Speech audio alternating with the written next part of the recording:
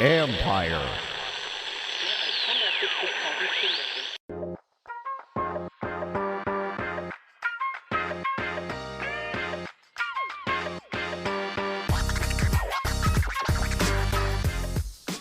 Welcome to Inside the Cap. I'm your host, Joel Corey. You can find me on Twitter at Corey Joel. That's CORRYJOEL. And also read my regular CBSSports.com column, Agents Take on NFL Contracts and Salary Cap Matters. We're going to be looking at two things this time around.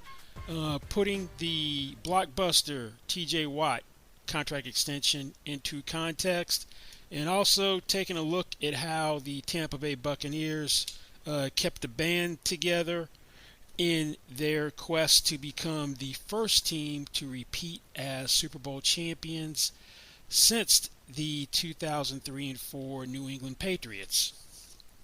On Thursday, TJ Watt became the highest paid non-quarterback by signing a 4-year extension for $112.011 million. The deal averages just a shade over $28 million per year, $28.05 million to be precise.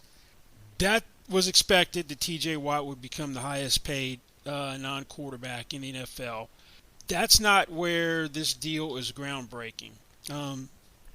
Watt, or I should say Tom Condon, his agent, the primary agent of record, got the Pittsburgh Steelers to do something they've never done. That they gave conventional contract guarantees. The Steelers typically have been giving just a signing bonus is the only true guaranteed money. Maybe in the first year there'll be a roster bonus, which is 3 to 5 days after the contract signs, is also considered part of the guaranteed money. But other than that, nothing else is guaranteed. Second and third year March roster bonuses, which are supposed to substitute as guarantees. But what Watt did was monumental, because teams try to hold on, at least my experience as an agent, was try to hold on to contractual precedents at all cost. But they gave structurally, and when they gave structurally, they gave in a huge way. Watt has $80 million fully guaranteed at signing. $80 million fully guaranteed at signing is the most money fully guaranteed at signing for a non-quarterback. The previous high had been Joey Bosa at $78 million. That's the only guarantee is $80 million. That ranks fifth among non-quarterbacks in overall contract guarantees. By overall contract guarantees, that includes money where a base salary is guaranteed for injury, like say a 2023 salary is guaranteed for injury, and then the skill and cap guarantee vests at the beginning of the 22 league year or at the beginning of the 2023 league year. That counts in the overall guarantees, but that technically is not money fully guaranteed at signing.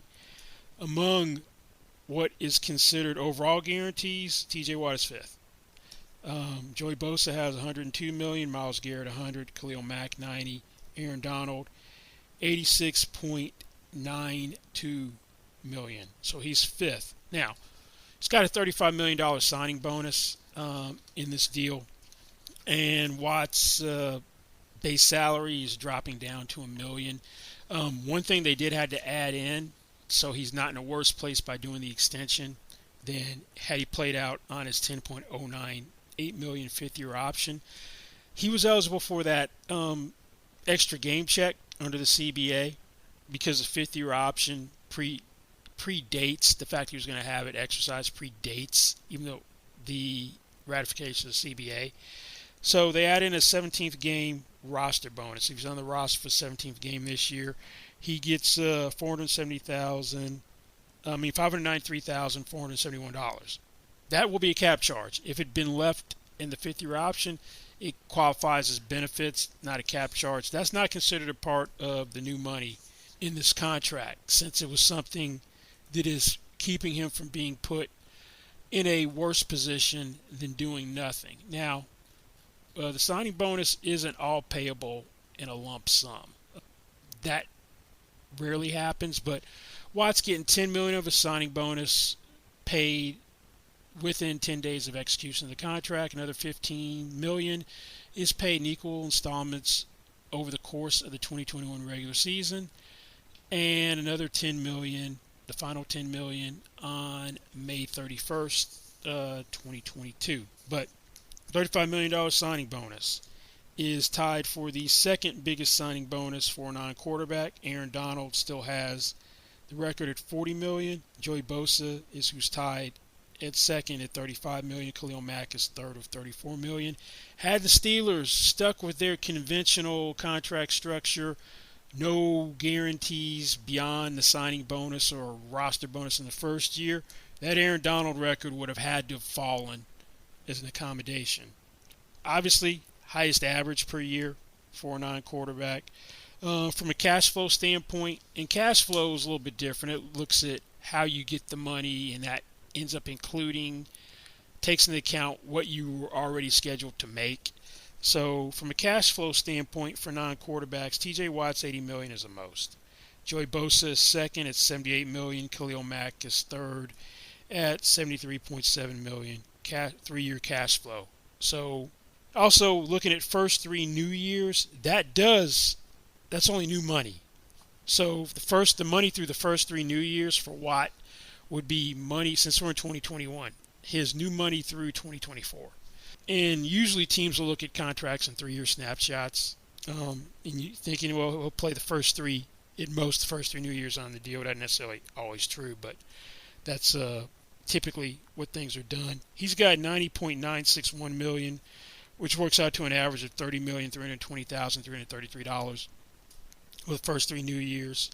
Joey Bosa is second at $87.64 million, which works out to an average of $29,213,333. And then Myles Garrett is third at $80,203,875,000. So that's kind of really the lay of the land on how the deal stacks up in context. Well, how it breaks down year to year, I said 2021 he's got a $1 million base salary and that 17th game roster bonus of $593,471. That means the Steelers are going to pick up a slight bit of cap room in 2021 because the signing bonus is prorated. $7 million 2021 through 2025, $7 million of proration each year. So they pick up just under $1.5 million of cap space from the extension, because Watt's cap number was a 5th-year option of $10.089 million. Now it's $8,593,471. Base salary in 2022, which is fully guaranteed, means a cap number of $31 million. In 2022 and 2023, salary of $20 million, cap number $27 million. That's where the guarantees run out. Last 2 years, base salary is $21.05 million. That's in 24 and 2025. So the cap number each year is $28.05 million. Is a cap number for those 2 years. Actually, I was mistaken. I meant to say that the average of the deal is $28,002,075. So, slightly over $28 million, not $28.05 million, as I said earlier. Nonetheless, very surprised that the Steelers would do something like this. If they were ever going to do it for someone, it was going to be TJ Watt, since there's a strong sentiment that he should have been Defensive Player of the Year last year, but was not. Now, the concern about precedent, I've always thought that argument didn't hold a lot of water, wasn't very persuasive to me, because teams should be able to distinguish one player from another. So your backup quarterback, your average starting offensive lineman, Juju Smith-Schuster, if they re-sign him next year to a long-term deal and he doesn't have a career year, typical structure is what the Steelers should be pointing to. Now, one guy I think this structure is going to affect more than anybody else, Minka Fitzpatrick. Minka Fitzpatrick has been a first-team All-Pro last 2 years. I'm assuming, since that his 5th-year option He'll be next year. He'll play on a fifth-year option. Same timing as T.J. Watt. He'll get an extension next year. Let's say has a comparable year to this year. Another Pro Bowl year. Could be another All-Pro year. They have a hard time telling Joel Siegel, who is one of the top agents in the business, that we can't do for T.J. Watt for Minka Fitzpatrick. I would be shocked if Joel Siegel agreed to a deal which did not have base salary guarantees. May not have the first 3 years fully guaranteed, but this will be the next big deal that they're going to have to deviate from the old precedent, old contract preferences, would be Minka Fitzpatrick. Now, there have been some people who were like, oh, well, the Steelers, if they hadn't done this, they had all the leverage. Yeah, you have all the leverage because you can make a player play on a fifth-year option. Not necessarily the smartest thing to do as your best player. They just franchise him 2 years and go from that. Well, yeah, that works better in theory and practice. You could franchise him next year for it be $18.788 million, and then do it again for $22,545,600. Now I get the first franchise tag is I'm projecting the tag for linebackers at the $208.2 million salary cap ceiling. Yeah, so you could have paid him $41,333,600 for 2022 and 2023. You already saw how Ben Roethlisberger and some other players were like, pay this man whatever he wants. That's going to go over really well in the locker room and in free agency, you if you want that strategy. So when people say that, I dismiss it, because the franchise tag was going to have as much bearing on a long-term deal next year as it did when Von Miller became the highest paid defensive player or non-quarterback in 2016, when he signed a deal of just under $19.1 million when his franchise tag number was $14 million. So you just throw that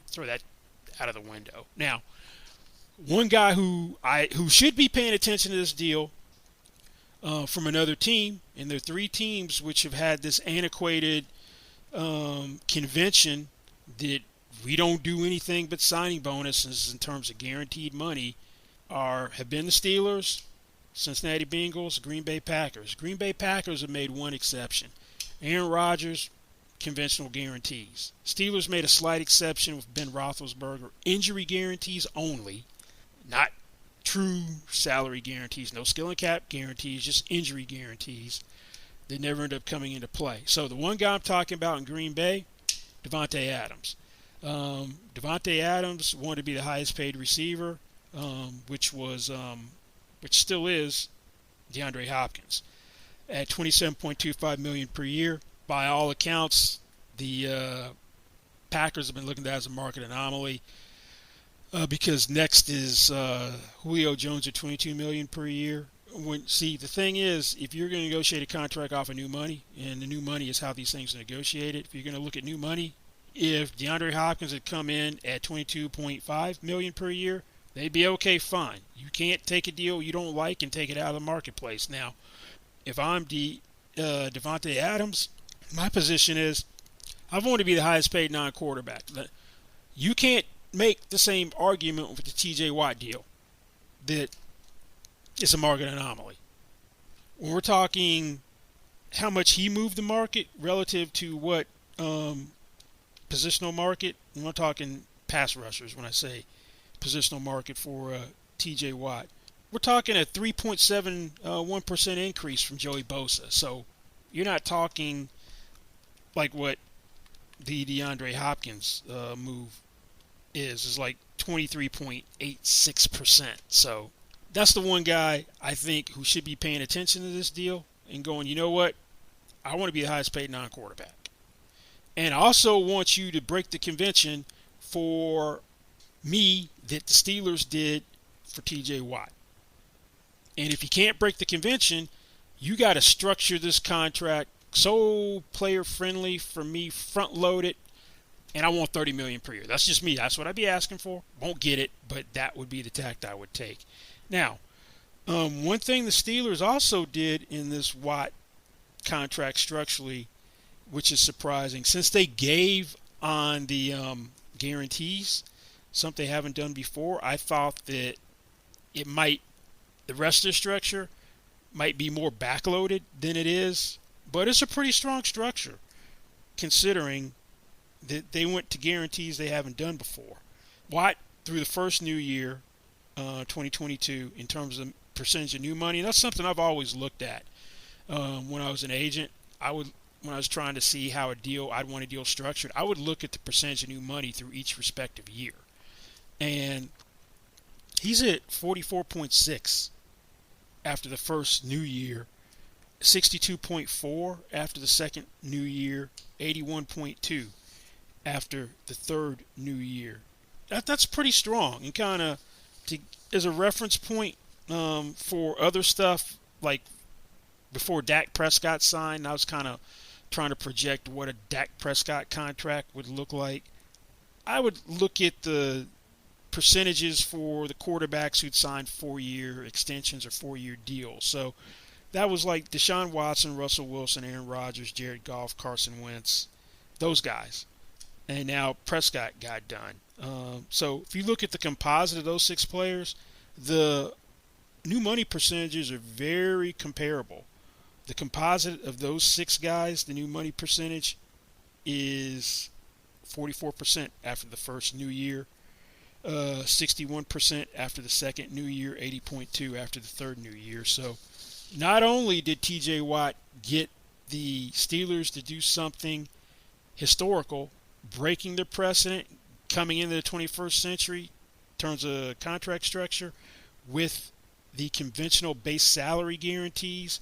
It's 21, 22, and 2023 base salaries are fully guaranteed in addition to the signing bonus, which is still one of the bigger ones for a non-quarterback. It's a player-friendly cash flow as well. So got to give TJ Watt, Tom Condon, an A+ on this contract.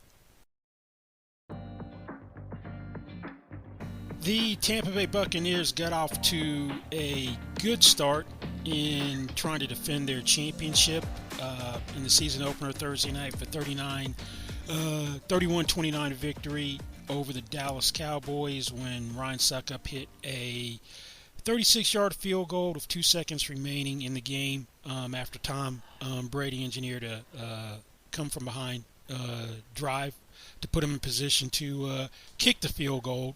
Now, the Buccaneers are trying to be the first team since the 2003 and 4 Patriots to repeat as Super Bowl champions. Bruce Arians said something a couple days after the Super Bowl, but he wanted to try to keep the band together, and that kind of raised some eyebrows after they defeated the Chiefs 31-9 in Super Bowl 55. And Jason Light, the GM, kind of echoed the same sentiments. It's kind of like, oh, wait a minute. You got 25 unrestricted free agents, including several key offensive and defensive starters. Salary cap is going to drop. At the time, we didn't know where the cap would be set, but there'd been a salary cap floor set of $175 million. Ultimately, the cap set at $182.5 million, which is a $15.7 million drop from where it was in 2020. So it's basically good luck with that.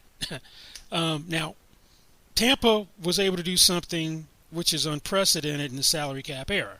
They're able to get all 22 starters to come back. Now, the salary cap dropping also helped them because that meant there was less competition in free agency because other teams had to deal with those same constraints.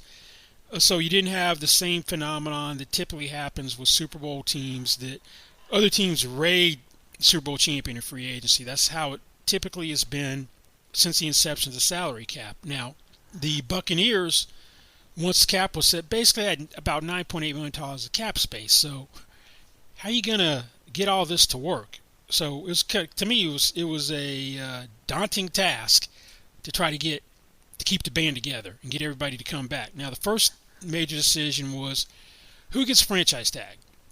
Would it be wide receiver Chris Godwin, or was it going to be edge rusher Shaquille Barrett? Now, Barrett was franchised last year for $15.828 million. So sticking a second franchise tag on him would have been a 20% increase over the tag that he had last year. So a second tag was going to be $20.64 million. He also filed a grievance to be classified as a defensive end as opposed to a wide receiver. So if he won that, it would have gone up even more. They decided to go with, they actually settled the grievance. Decided to go with the wide receiver, Chris Godwin. And his franchise tag number is $15.983 million. And thing is, once the deadline of franchise players is, you don't have to have the cap room at that point in time, the early March deadline. You just have to have enough cap room as of the first day of the league year, March 17th, to accommodate that. So that was the first decision to make. Now, in order for them to do this, they're going to have to throw out their standard contract conventions. The Buccaneers are one of a couple teams, and they kind of pioneered this under Mark Dominic, where they do pay-as-you-go contracts. The Raiders and the Colts, other two teams which like this structure, where you do deals without a signing bonus, and you give guarantees in the contract to make up for the lack of signing bonus and what the normal guarantees would be. Your cash and cap number are the same each year in pay-as-you-go contracts. Now, as long as you don't restructure the contract, then when you cut somebody, there's no dead money. You can just let them go, and then you pick up, say, guys, a $10 million salary. You haven't touched the contract since it was signed. You get $10 million of cap space. Whereas in a lot of contracts, there's a residual cap charge or dead money because of bonus proration. You don't have that with the pay-as-you-go contracts. Now, problem is you have higher cap numbers initially when you go pay-as-you-go. So it's going to be interesting to see if they're going to deviate from the contract structure. Actually, they threw that out the window. That went out the window real quick. And if you're going to deviate from what you normally do in a contract, to me, the time to do it is when you're in your window to win a Super Bowl. But you can't get sucked into the false illusion that you make all these moves to win now and sacrifice the future. Tampa's a team that rarely goes to the playoffs. So before last year. So if you got a Super Bowl window, you go for it. So I understand why they do it, and not one of these teams that gets sucked into the false illusion, the trap of mortgaging the future to win now. They won, so they're the defending champion. So anyone's going to do it, they have a right to do it. Now, one of the first things they did was a deal with Devontae David, where they got rid of the pay-as-you-go structure, which was a little bit surprising. They decided to, and they also did something that a lot of teams are doing this year. Because of cap going down, you see teams adding dummy voiding contract years so they can stretch out any bonus proration. And let's say you have a one-year deal. Then you can add up to 4 dummy voiding years. And you can take, let's say you had a $10 million signing bonus that would count all in 2021. You can stretch that thing out 2021 through 2025. And then you're going to have $2 million of proration count this year. And then when the contract voids on, we'll say, the last day of the 2021 league year, you'll have an $8 million cap charge. So they gave Levante David a $25 million deal over 2 years, averaging $12.5 million per year. Now, what they did in this deal is they added the 3 voiding dummy years so they can stretch out bonus proration over 5 years. They gave minimum base salary this year. It's got $12.5 million total salary, but $11.425 million comes in fully guaranteed bonuses, roster bonuses. So that gets prorated. So it's like $2.825 million of proration on the cap. So he's got a $3.36 million cap number this year on that deal. So that was the first sign that they were going to do something different. Now, the next big thing they did was making Tom Brady's $28.375 million cap number more manageable. Now, he was going in the last year of his 2-year, $50 million deal, which was worth a max of $59 million with incentives. And they gave him a 1-year extension at $25 million. Brady could ask for $40 million or whatever he wanted to on the extension. But they freed up $19.3 million of cap space by adding 3 dummy years for the extension, which now his contract, he has two years left on his contract. 1 year plus a new year through 2022. Got a $20 million signing bonus. His $10 million is $15 million fully guaranteed base salary dropped to his league minimum of $1.075 million. His $10 million fifth day of the league year 2021 roster bonus was replaced for $20 million fifth day of the league year roster bonus, which is fully guaranteed, so it could be prorated. So now you got $40 million of proration. And they had to take care of his incentives too. So he earned $3.35 million out of a possible $4.5 million of incentives. And so that was considered likely to be earned. They had to couple them with the team offensive statistic, where if they improve in it, he gets the money, just so for the ones that was considered likely, classified as likely, so they could turn into not likely to be earned incentives. So they don't count on the cap. So there's no cap charge during the season. And they added a roster bonus, 17th game roster bonus, which is basically equivalent of what his base salary was going to be. So that's about a $1,470,588 roster bonus in each of those 2 years. It's got a total cap number this year of $10,545,588. So created mass amount of cap room that way, so they could start getting everybody back. Then the next domino to fall was Shaquille Barrett. I was surprised that the pass rusher market wasn't as strong as it was. Nobody got close to $20 million per year. He comes back 4 years, $68 million extension, worth a maximum of $72 million, has $18.75 million fully guaranteed. That's prorated over the 4 real years of the deal plus a dummy year in 2025. So he comes in with a cap number of $5 million. Rob Gronkowski came back again, 1 year deal, $8 million, $2 million in incentives. Added the 4 dummy years of him, which void the 23rd day before the start of the 2022 league year. So they can prorate his $6.25 million roster bonus over 5 years. So that's $1.25 million of proration. It's got a $3 million cap hit for this year.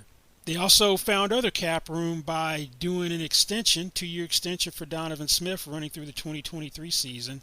2-year, $31 million extension with $30 million in guarantees, and that frees up $10.6 million of cap space. They did the voiding dummy year thing with him as well. He's got dummy voiding years, 2024 and 2025. So his cap number dropped to $3.65 million. So they're doing a lot of salary cap gymnastics to get everybody back. Leonard Fournette, playoff Lenny, and defensive tackle Ndamukong Suh also came back. Fournette, one of the few guys that they didn't use dummy voiding years, 1 year, $3.25 million contract, $4 million max through incentives. He said he turned down bigger offers to come back and to be in a timeshare with Ronald Jones. Presumably Jones fumble, didn't play much against the Cowboys after the fumble. Bruce Arians, head coach, said mentally he was out of it after the fumble. So we'll see if it's the Leonard Fournette show or it's a true timeshare beyond this week. And Ndamukong Suh, 1 year deal for $9 million with an additional $1 million in incentives. 4 dummy years were added to Suh's contract as well. So he's got $3 million cap hit. There's going to be $6 million of dead money. Ryan Suckup also came back, the kicker. They hadn't had reliable kickers until they got him to come back. Got him last year. No voidable years of his deal. $12 million over 3 years. He made 90% of his field goals last year, so playing for basically league minimum, his league minimum last year. So no dummy years, $3.5 million cap hit for him. And then finally, around Memorial Day, they finally got something done with Antonio Brown, who could be. It's going to be hard for Mike Evans, Chris Godwin, and Antonio Brown to put up huge numbers because that's the most talented receiver trio in the NFL, in my opinion. Brown, in his heyday, before the off-the-field problems, and some people may think I'm being generous and just saying off-the-field problems and not going into detail, but he and Julio Jones were 2 most productive receivers of the last decade. Once Calvin Johnson retired. So you got 3 legitimate 1,000-yard receivers, 3 number 1 receivers on a team He came back, 1 year deal, $4 million, can max out at $6.25 million. The cap number is 3.1. No dummy years used. He's got $900,000 in per game roster bonuses, including the bye week, which are considered not likely to be earned because they are also tied to team improvement or his individual improvement in any category. That's why the cap number is 3.1. He's got in his incentives, $2 million are based on his individual statistics, and the other $250,000 is Super Bowl incentive. But if he gets to 70 or more receptions or 800 or more receiving yards or has 7 or more touchdowns, then there are different thresholds. He'll max out the $2 million for all that. Getting all these guys to come back, keeping the band together, was unheard of in the salary cap era. Now, if you look at collectively, Barrett, David, Fournette, Gronkowski, Suckup, Sue, and Brown, they're collectively taking up $24.2 million of 2021 cap space, and their deals collectively average $57.75 million. That was what you call some salary cap manipulation, where ultimately they're going to have to pay for it. 2022, they're going to have $11 million of cap charges from Gronkowski and Ndamukong Suh's contracts voiding, assuming that they don't do extensions before the voids hit. You're going to see, and we know the cap ceiling is going to be $208.2 million next year. In 2023, the cap may start to take off. Eventually, the $113 billion worth of TV deals start hitting, and we think speculation, or what people seem to think, 2023 will be the first year where you'll have the real infusion of the salary cap really taking a huge jump. So they'll be better able to handle massive dead money charges in 2023. And the way it currently stands right now, in 2023, they're going to have a $24 million cap hit for Brady if he retires. Just him alone. And also you're going to have Levante David. There's $6.855 million cap charge for Levante David in 2023. So they're counting on a huge cap jump in 2023 to be better equipped to handle it. So the future is now. This is their window. Brady, who knows how long he's going to play. I know he's under contract for 2 years. Wouldn't be surprising if he played beyond 2022. But that is how the Tampa Bay Buccaneers were able to keep the band together. Now, we'll see if they can fight off the Green Bay Packers, the LA Rams, etc. Then probably either dealing with the Cleveland Browns, Buffalo Bills, or Kansas City Chiefs in the AFC. Should they get back to the Super Bowl to defend their title, which hasn't been done since 2004 season when the Patriots did repeat. But anyway, that is this week's Inside the Cap. Thank you guys for listening. Don't forget, you can find me on Twitter at Corey Joel. That is CorryJoel, and also read my CBSSports.com column, I should say, Agent's Take. And goodbye, and we'll see you back here next time.